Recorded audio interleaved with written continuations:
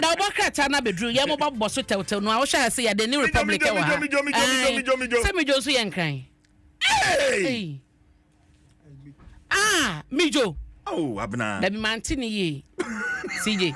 mijo we de minim say ye aigbe what you say na mijo de na wonim say ye nkran no okay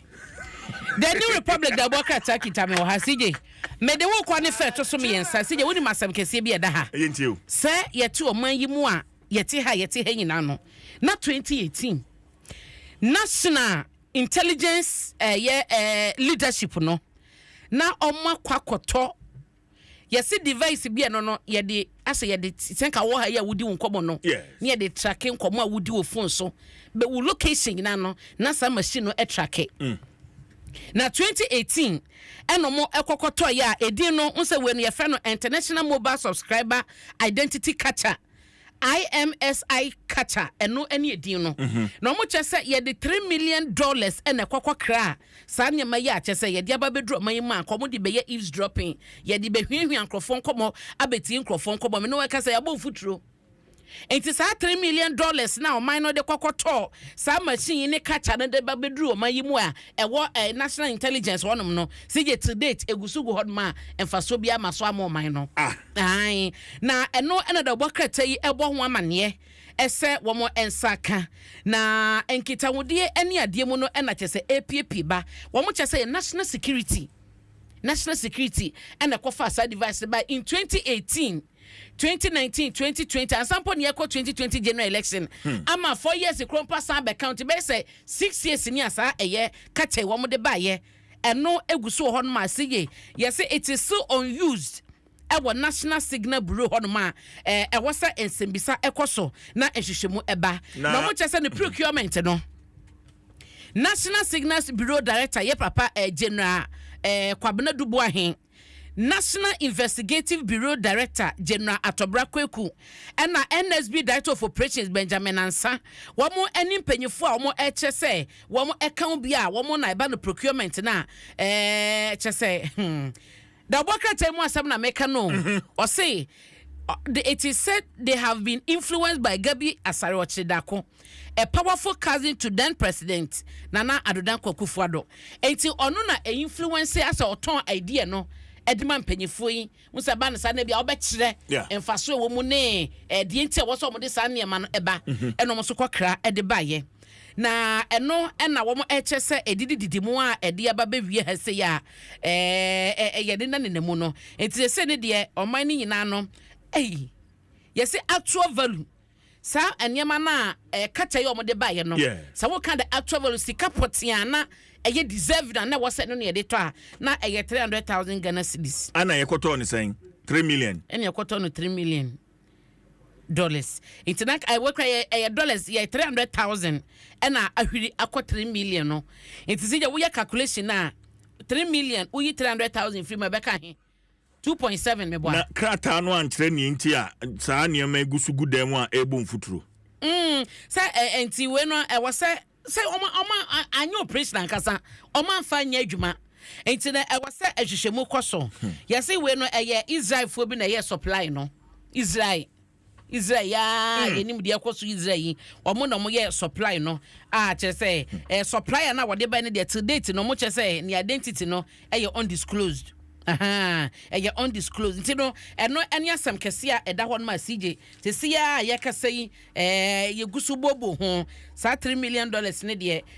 media ne sese ya de amfidie no eso be ba mfa so a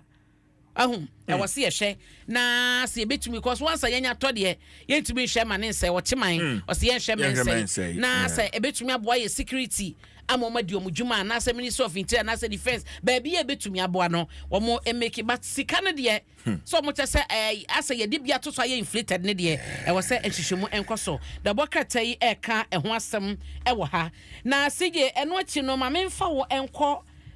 aha sei asem bi da ha ye wo se me boso ye akofa hefa mehunu na maboso ama onim se ha ya mpo ne wo wonim se woko US and UK a ye free bibi human papilloma virus HPV ya eno no eba kokrama ya na eto ema se ne ade a edimu akotene pa na sije enhwehwemu kire se wokọ western world hono ma yes titu US and UK no abeto dwa se throat cancer ekosoro pass se kra no kra no eye twa cervical no throat cancer ya na em se mate se ade ba ko ya ta de ba pa oh ene fabra ehwa na meba nsi fabra no mo che se ade ba ko eye sexually transmitted throat cancer no enti no ade ba ko se no ema no ekosoro eye oral sex yo ye kan oral sex ade enchen de na so ni sabe mama bia wote na me papa bia wote ye kan oral sex a onim oral sex CJ bia enni won se ano ekọ se ye di mpamu agora be ma wo ba bia enni won se wode wano ekọ na wode wano akọ na ne se be edenti na wode wano kọ eni ahote sanity no mo chese chese ama ukọ westerner unse ehwa no ma ye research na aba but me gidi se bia ye bebe be ye mpotem ha no ni ade sei suatra ni ade ni internet sem ni ade a chese na nka ye hu bi da ya no mo ne ma o mo ye ne na internet so ba bia wo hunu bi enti no ebi mo soso no eye na eno no mo chese ama throat cancer CJ ekoso papa throat cancer ekoso ehu yie ehu eno na ehwehwemu yaba na wohwemu a wo mo chese Hisam Mehana oye professor ewo Institute of Cancer and Genomic Sciences University of Birmingham omo na oma yes ahwehwemu ya chese oral sex na eye the leading cause of throat cancer abna ehu CJ eye the leading cause pa na minim se we no yekosua ne hiu eye internet so eye sua CJ because woni o maame abrewa bi ya wadi mfie be ya de wotwe ko ade okuno bedi nkomo bebisa no se eno mo ma pen so no na saa niemai na ho CJ because me need say me ho it is sad ye kan no wo say ye ka cervical cancer eye cervical cancer eye ma so atese na yenya cervical cancer enti se virus a e de cervical cancer no omo throat cancer yakoye hwehwemu ahunu se sa virus no wo omo throat a eno ne cause a na che se eye oral because wano ankoho no ma cervical cancer oba benya cervical cancer aye wase na sa oye cancer no unya no ohun awode na no kokram ne sa ne ma no so ohun enti ye suatra maba no betimi aka kire wo se bra me de se wa mama head ya wa mama head ya na je se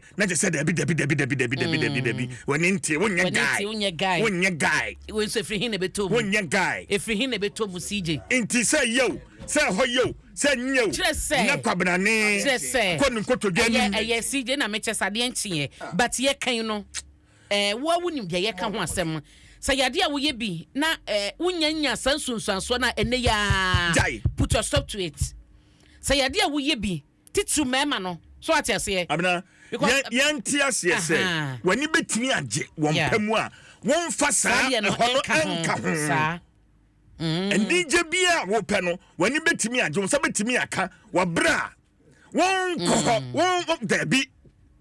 yanti ase saa na yenjoi se no akwakoye condition criteria say mene ne kwa kra no anyade wantimi anya mi sei na we no so ye se unya sa brofo no say we science kakra oh okay enti asemo to wase to me bo me na boss mame oropharyngeal cancer na wo brofo na America no wo emenka koro misi oro kejua yeni abra na payo enko mama ye twetwe na huhia papa enti oropharyngeal cancer enti throat to de no sa na ye frɛ no what you say na eno ye so ma wo munya no obi ho ma wotumi nya yetimi treat eno obi so ma e depend wo immune system sa won kwamo no enye stronger kofi umpe doctor bi mama na mbisa na semba enka be boa pa because we need serious education on this ye nyamwa me srew me nyano me mama me papa nom mon kwa ho hia me papa na virus etumi de cancer ba wo ba se na be kwa wi akire e de cancer bre wo minimum a na e de pa e de ba ye yemi enu nyina we are at risk wo da ho no ene me a me so mi wom kotodwa animu no yemi enu nyina wo risk ne wo soro on say ayeti say HIV no say eye namu asema oba risk wo soro e wo HIV no ni addition adeche omde mayen what you say e na say basa de ye ken so be ma risk e wo soro na meka chose cervical e bia the doctor ba o mebo en cervical be ma nya cervical nyuma na o mobo enti hum papilloma virus no so no nke nyuma na o mobo nyame hu ye mobo ye kan bi na me nyuma na wo mobo nyuma ana wo mobo nti nyumo ye nyame oh okay that's good enti si je no what to de me kwa abomodian na di mu nkomo no na we no e wose me nka se won se han yani e wose han wani ma wo hunu se sa de na oba ne hye wo na wo ye no you are at risk oba no is at risk what you say no minimum age awadi a wa hye sa de na se but you careful. You're very careful. Would you be out so but chimese but oboa paste the virus no so paste. So what I say inti si je yenya careful ho. The bokret say asem e dia ba baby free ya bedu ye hayi e ho na omo ye sasave yi. Baby free a ene na mu because ade we na enye part of yen e wo ye side ha sei ena ne sa ne ma no eboba. To say ye kan ho asem a mane mo hu pa oba no nya sagese pe no aka che so mpem yie be kra adwanigya no what run for your life no kra na ye ka che we na no pay no CJ tell them they should run for their life because omo life no precious enti eno ho asam wo the new republic the bokrata na de ode nkoma ba pa na yabobo bi so de ama no na yewra Dr. Atoforsen finance minister nura okopie mu vetting committee anim CJ or the tuja was in the first budget a say emrase be fie gini tum no be emrase obeye so afọ be show man sika sem so a ne budget di kan obeyi e-levy any betting tax afi ho enti eni akire what you say no ase omo de 3 months dey omo gi tum last month yeah you know na edi djuma enti no bibia wie na ode ne budget di kan as finance minister eba na wahwe nim say e-levy any betting tax nyina no obeye free honti mu a modi betting sika no gusugumu no mo de mane ngumu saa why mo mane ngumu mamu yi na mo ntwen enche na we de nkomo we de omo ekomo omo no na me ncha de dodo no a ne ono mo ewo studio ha mprempren ya ye kase mprempren ya yebuso ai kase ya omo akuku dampa miensa ena ye ne ono mo ena ye ne ono mo studio ha ba ko de manitu na hwan bi ba ko no PCC ya ukran phone no di play ba ko so na se ade no mo se sika de ba eba ho na wo wini a eda ho ma ye nti wo na de obo wo so wo de two phone so kra oboa me wo de de amo ti no ekrofo jagu ho omo so omo yi omo twe se aban ebeyi betting tax de afi ho no na ja omo atumi an enjoy omo de ebeyi wate ebeyi te ja me krokro mo ha sije da boka te so de ensama hodo pi no na aba na oba the economic times a eno so mampani mahama odaha na waje ne fufuo long sleeves wapeja ne saka katum se na okasa na wachese wobeche se womo ebetoto eniema na afei womo atumi abie nnwuma ama mabuonya biaye na eno so nya adwuma keke mire sabrofo mi hu bia na manije wose well paying jobs adwuma ne de obeye na sika na befiri maba na chese wo ye adwuma na se wo nya adwuma sanse sije se wo ye adwuma na boso be so na sika na asa intese hand to mouth bosom ne beso no na wo kakra mpo no wa hwe akatua kra de be ma no entumi entua saka na be ha dwen eno na omampani mahama de atudwa ese obema gana foni daso e wo sikasem toto ye ho na eno achi no masetem so no akwanimu akonkan na ebe ye dwuma na e wo se wo hwe se obe create decent and well paying jobs e de magana for dwuma e ho dini adwuma akatua ne ye na wo ye na wo gi wakatua ni daso abam no wanya ni gie no ese ampa enyo masesa ama wo ahoto ɛno ɛna Economic Times ɛbɔ wɔ ne yɛ ne front page ha ya ɛna asɛm da ha no ma ɔka na ɛda nkyɛn so a ma memfa wo emra ɛyɛ de overseer emu na meyi Levi de ya papa ya kan na ahayi so ɛna yewra John Jinapo yo no so yeso afa mampani aboni de obekwa kodi ne dwuma e wanyina mahodin fam ho si yo no so kyerese private sector edwumadie e wo kwan ya fa so ne enye yanyina mahodin ne ade no wo se ehia pa titiw ne se ye cheche power distribution no na obi ansa ka ne de no wo so mo hu hia enu ti wo mo ebehwe ese eja omo so no any private sector no enkita hodie no ebekọ anim kama na aboa ma bibia akoso asimo so na the overseer ebo amane se wa hijack NDC Greater Accra appointment process no almost hijack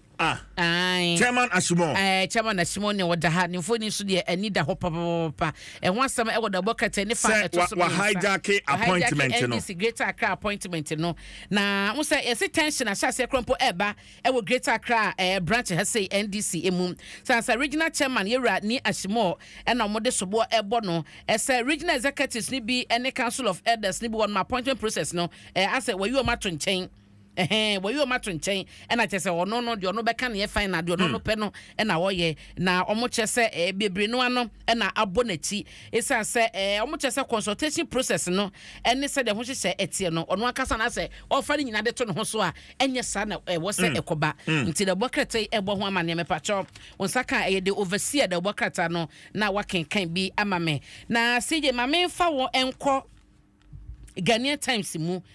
Dr. Force na sanso aboso ha ya de meka kire wo no ye 11 betting tax and first budget to be ye free mu no eno eda ha na eda nchen so a wo hwemu a